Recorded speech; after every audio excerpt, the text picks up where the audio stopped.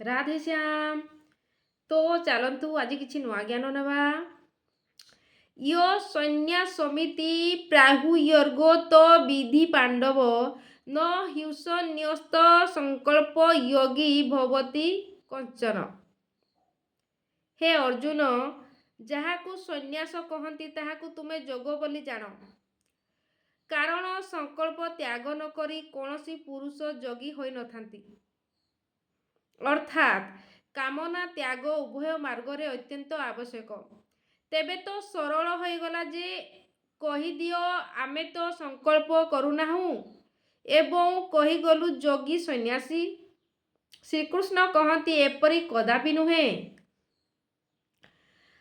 ଆରୁରୁ କ୍ଷମୁର୍ନେ ୟର୍ଗ କର୍ମ କାରଣମୁଚ୍ୟତେ ଯୋଗାରୂଢ଼ସ୍ୟ ତସ୍ୟୈବ ସୌମ୍ୟ କାରଣମୁଚ୍ୟତେ।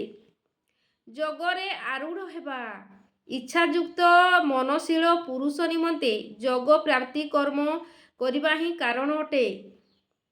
ଏବଂ ଯୋଗ ଅନୁଷ୍ଠାନ କରି କରି ଯେତେବେଳେ ସେ ପରିଣାମ ଦେବା ଅବସ୍ଥାକୁ ଆସିଯାଏ, ସେହି ଯୋଗାରୂଢ଼ତାରେ ସମ କାରଣ ଉଚ୍ୟତେ। ସମ୍ପୂର୍ଣ୍ଣ ସଂକଳ୍ପର ଅଭାବ ହିଁ କାରଣ ଅଟେ।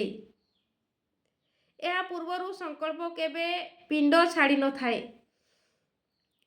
ୟଦା ହି ନେନ୍ଦ୍ରିୟାର୍ଥେଷୁ ନ କର୍ମସ୍ୟୁନୁସଜ୍ଜତେ ସର୍ବ ସଂକଳ୍ପ ସନ୍ନ୍ୟାସୀ ଯଜ୍ଞାରୂଢ଼ସେ ଦଜ୍ୟତେ।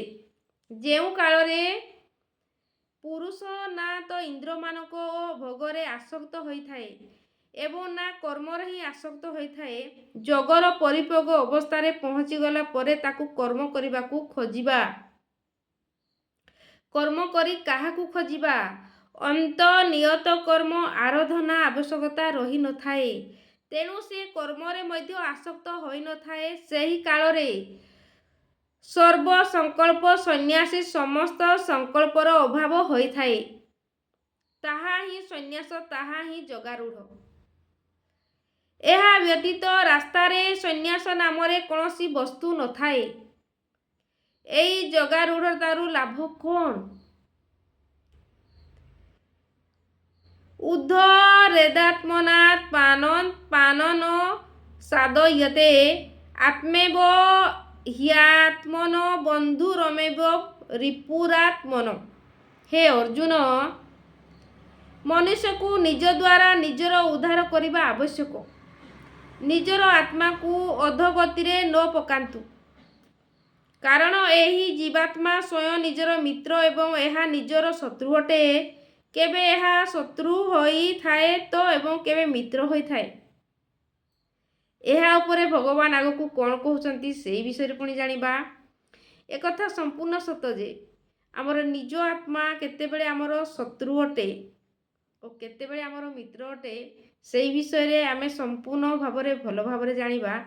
କିନ୍ତୁ ଭଗବାନ ନେକ୍ସଟ ଏପିସୋଡ଼ରେ ମୁଁ ଆପଣଙ୍କୁ ପଢ଼ିକି ଶୁଣେଇବି କ'ଣ କହୁଛନ୍ତି ସେହି ବିଷୟରେ।